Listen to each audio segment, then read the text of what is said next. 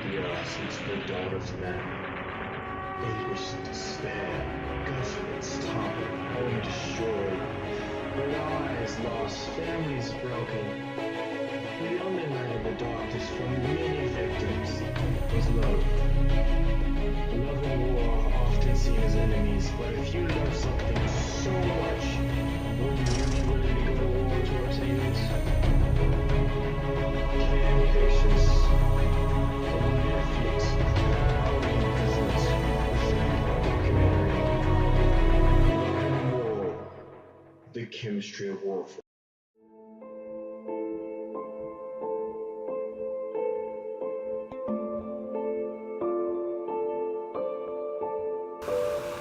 Hi, I'm Chris Hansen, Daylight NBC.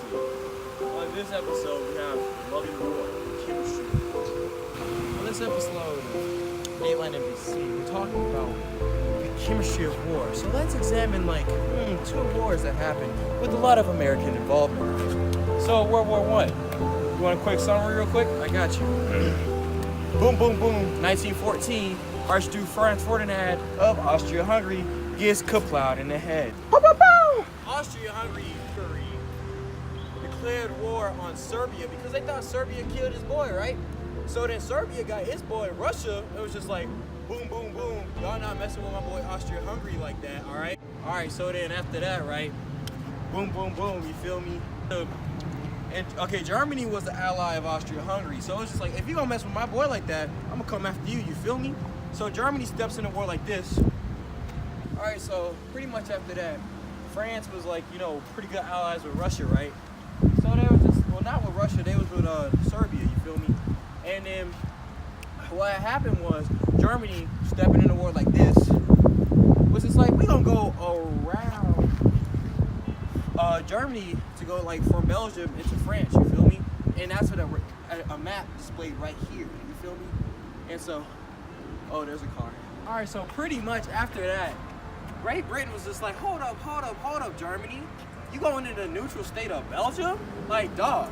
Alright, so pretty much after that, Britain was just like, what you doing, dog? What did you do? So pretty much a summary of that is just like, World War I was like the Great War, the war to end all wars, you feel me? There was so much industrialization. With machine guns, what? Unheard of. Trench warfare was a thing. It was terrible, by the way. Let me see. Airplanes, cool. Tanks, what are those? Really cool though. So pretty much, that's how it started. Boy got kaplowed in the head. Everybody already hated each other from the beginning. So it's just like, cool. A war was inevitable at that point. So, major battles, the Battle of the Somme, where like a whole bunch of British people died. I'm sorry, but by the first day, 80,000, they was just kaplowed, you feel me? So, after that, the Battle of Somme was the thing. Lawrence of Arabia, back in Arabia, they was trying to overthrow the Ottoman Empire, you feel me? And so, just like to bring it back in sight though, at the end of the war, all the other wars, it's like, let's make Germany not be able to be Germany again, you feel me? So, at the Treaty of Versailles, the 11th hour, the 11th day, you feel me? The Armistice Day, they were just like, the Treaty of Versailles was signed, and Germany was no longer to be Germany, and the war was ended from there. Wow, I teleported. Anyways, World War II, right? This is what happened. So World War II, Germany was just mad, you feel me? And they had this new dude, you may or may not know him. His name was Hitler. And so, pretty much what had happened was, Germany was like, you know what, we want all of our stuff back that y'all took with the Treaty of Versailles from World War I. So they decided to invade Poland. So, take a walk with me. So, Germany invades Poland, right? Poland's just like, alright. So then, everybody else is like, whoa, Germany, what are you doing, dog? And then France is just like, okay, let me step in a war like Germany, right? They invade Poland, you feel me? And okay, so I previously said that France stepped in a war like this, but Britain also stepped in a war like this. You feel me? It was just like, all right, so Germany, right? They have this new technique, revolutionary. It's called Blitzkrieg. You feel me? Lightning fast war, dog. Hit them with them 1-2s. I'm not agreeing with a Nazi. Anyways, so after that, everybody's just like fighting. You feel me? And America's involvement in the war comes on December 7th, 1944. So like I said, 1941, December 7th, 1941, Japan was just like, bombs drop on Pearl Harbor. And America's like, okay, y'all want to play games, right? So December 8th, 1941. So 1941, December 8th, U.S. is just like, let me step in the war like this. And so, that's the American involvement in the war. There's also a poop right there. So, let's take another walk to get away from that poop, because I just got these fresh new J's, you feel me? So, America's just like, cool, I'm fighting in the war. I'm with the Allied powers, the Axis and the Allies, you feel me? So the Axis comprised of, oh, that's too dark for me. The Axis is comprised of Germany, Japan, and Italy. Fascist Italy. And they're pretty trash, don't really matter about them. Other little countries join in, but for the sake of conciseness, those are the things you need to know. Continue this journey with me, please. All right, powers consisted of United States, Great Britain, and France. Those big three. Oh, and don't forget big Russia. You can't really forget them. They're the ones that had the most casualties in the war. So, all right, so those are the big four people you need to know for the war, you feel me? France did get taken over by Germany early on in the war, because France, they're a little soft. And so, pretty much for the sake of conciseness, the major event you need to know is D-Day, where United States and British forces stepped up on Normandy like this. And it was just like boom, boom, boom, boom. So pretty much they stepped into Normandy like this. Get out, get out, get out. Pretty much like that. So Germany, Germany was just like, all right, chill out, dog. So they gonna go over there, right? And then at the end of the war, pretty much what you need to know is United States goes bop bop on Germany, dropping 2 atomic bombs on the city of Hiroshima and Nagasaki. So, take another walk with me real quick. All right. At the end of the war, that's all you really need to know. The war goes into the postmodern age of America, where, like, you know, after all the Great Depression and after all that stuff, you feel me? After all that stuff, you feel me? We America again. And we rise as a superpower. So at the end of the war, what you need to take is the Holocaust happened. And Germany, Adolf Hitler killed himself, like pop. And after that, the Cold War starts, pretty much. So that's it. That's your summary. And I'm Chris Hansen with Dateline NBC. Attention. If you or a loved one was diagnosed with mesothelioma, you may be entitled to financial compensation. Mesothelioma is a rare cancer linked to asbestos exposure. Exposure to asbestos in the Navy, shipyards, mills, heating, construction, or the automotive industries may have put you at risk. Please don't wait. Call 1-800-99-LAW-USA for a free legal consultation and financial information packet. Mesothelioma patients call now. 1-800-99-LAW-USA.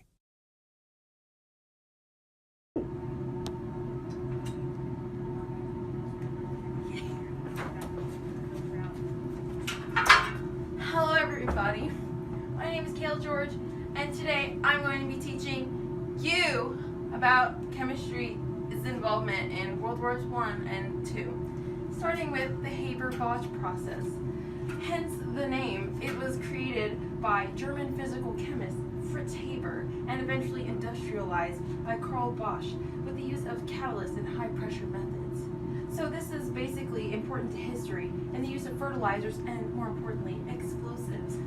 So it's basically a method to synthesize ammonia from hydrogen and nitrogen. Basically what happens is in a reactor at about 400 to 450 degrees Celsius, you will have a 1:3 volume ratio of nitrogen and hydrogen respectively.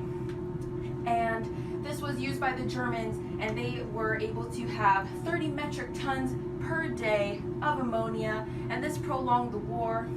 It was really feared because the ammonia could be oxidized into NO2 and NO3, then dissolved in water, which would create nitric acid, which is the starting region for most nitro-based explosives. Moving on to phosgene. Phosgene was first used in December of 1915 by Germans against the British, although it was created by a British person named John Davy in 1812 by exposing carbon monoxide and chlorine to sunlight. So, this was really feared because it was the result of 85% of gas-related deaths because of phosgene in artillery shells.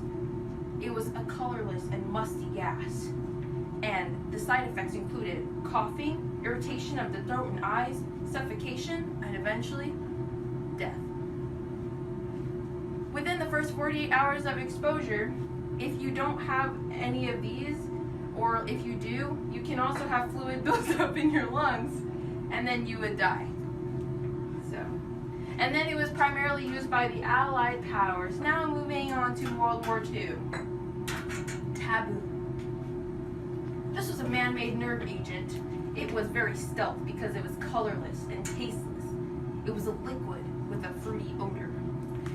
Side effects include nausea, vomiting, muscular twitching, convulsions, suffocation, and death. By 1945, Germans had 7,000 tons of poisonous gas, including taboon as well as other poisonous gases. And if they had deployed them, the effects would have been devastatingly catastrophic. And I'm talking like Hiroshima. But they didn't deploy them. It was just really a fear tactic because people really feared poisonous gases because of the effects that they had in World War I. Lastly, and my favorite, Zyklon B. This was created by two German companies. I'm not going to try to pronounce that, but they're there. It was used by Nazi Germany during the Holocaust. Basically, they were in the form of blue pellets, and they would trick people in concentration camps, specifically Jewish people and disabled people and people like that, into going into fake showers, which were really gas chambers, and they would drop these blue pellets from holes in the ceiling, and then they would vaporize and emit a bitter almond odor. And then they would combine with red blood cells, resulting in oxygen deprivation, unconsciousness, and death. Now, that concludes my lesson today. I'm Kayla George, and you've learned something. And there's your beautiful baby. Any day now. Really? You're eating Doritos? He's eating Doritos on my ultrasound. Do you see what I have to do? I know.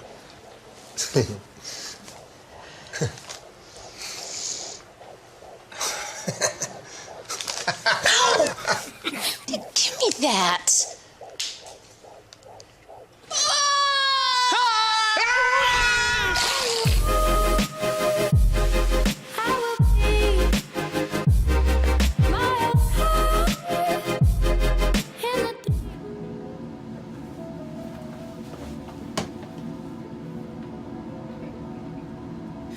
The Haber-Bosch process. As Kayla said, Fritz Haber was a dude who did a thing. And that thing was synthesizing ammonia. He did do a thing. And there were 3 conditions needed for that thing. One of them was a relatively high pressure at 150 to 200 atmospheres. The second was a relatively high temperature at 450 to 500 degrees Celsius. And the third one was iron as a catalyst. Catalyst. Yes. So, Le Chatelier's kind of describes why we need these conditions and why they were necessary. The first one is for temperature. As we know, Le Chatelier's minimizes the effects of any changes imposed on a reaction. And so, When you increase the temperature of the reaction, it's going to shift in the endothermic direction so that the heat is absorbed instead of remaining in the environment and affecting the reaction further. And so as we see in the forward direction, which means that as the reactants are converted into the product, it's exothermic, which means it has a negative change in enthalpy. And so you might ask, if a higher temperature would shift it in the direction of the reactants producing less ammonia, why was the higher temperature used? Well, the answer is Money. it has to do with the rate of reaction. As you can see, according to Le Chatelier's principle, a lower temperature yields a lower rate of reaction because it takes more time from the start of the reaction for the total mass and volume of the product to be produced. Whereas at a higher temperature, it takes less time because more of the mass is produced at a lower temperature, as seen with points over here and here. That's a big difference. There's more. And so it comes down to money. Even though the yield of ammonia is not maximized at the higher temperature, it does speed up the reaction. And because the Haber-Bosch process was industrial, the goal was profit, and so they needed to do it in a certain amount of time. Now for pressure. Pressure was also about money. Because, as we know, in order to offset the change of added pressure, Le Chatelier is going to shift in the direction with less moles of gas. As we see over here, it's 1 plus 3 equals 4 moles of gas, and on the right side, it's 2. So there's less over here, and an increase in pressure will cause it to shift and make more ammonia. So why then, you might ask, is there not a higher pressure being used? Well, the answer is money.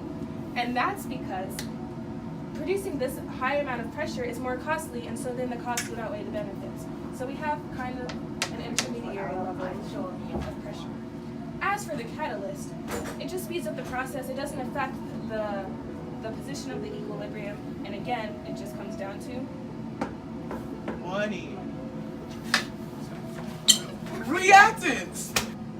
But where does he get the reactants from for the synthesis of ammonia? Well, as for hydrogen, it's a reaction of methane and steam. This is called steam or industrial reforming. And so what happens is that methane, in the presence of heat, is combined with water to give you carbon monoxide and 3 moles of hydrogen, which is what we need for the reaction. And so this is an incomplete combustion reaction because a little CO2 is also produced. But for nitrogen, we have methane plus air gives you carbon dioxide, water, and nitrogen, which is also needed for the synthesis of ammonia. And so when you put these together, these 3 reactions, you get hydrogen plus nitrogen equals Ammonia. We are Apple Scents, now with 2 new perfume scents. Clean apple and caramel apple, scientifically created to smell wonderful all day long. Buy our new perfume now for only 10,000 pennies.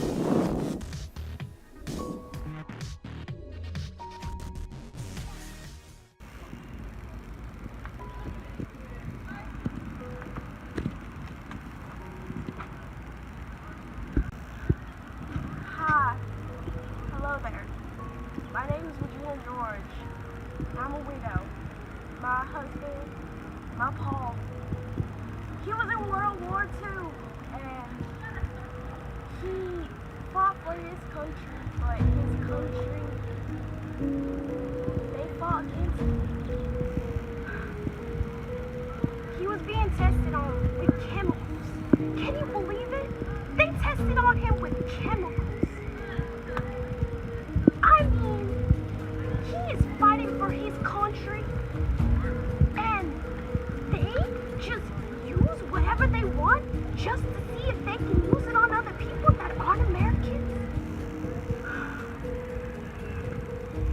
You know, they tested on him with mustard gas. They tested on him because of the color of his skin and the color of all those other people. Can you believe it? His country, the people he was fighting for, destroyed him. He came back with all these blisters on his body. His skin was peeling. He inhaled that mustard lost their gas, and his body was never the same. I came home. No, I didn't come home. Like I said, came home, and I couldn't recognize him. His respiratory, no, his immune system, it was just torn. His immune system was shot. My husband, my Paul, a couple weeks after he got home, he died of pneumonia.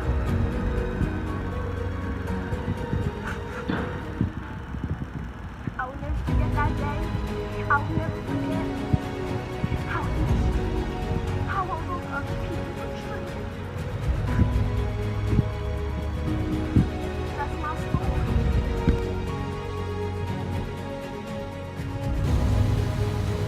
Don't you just love history?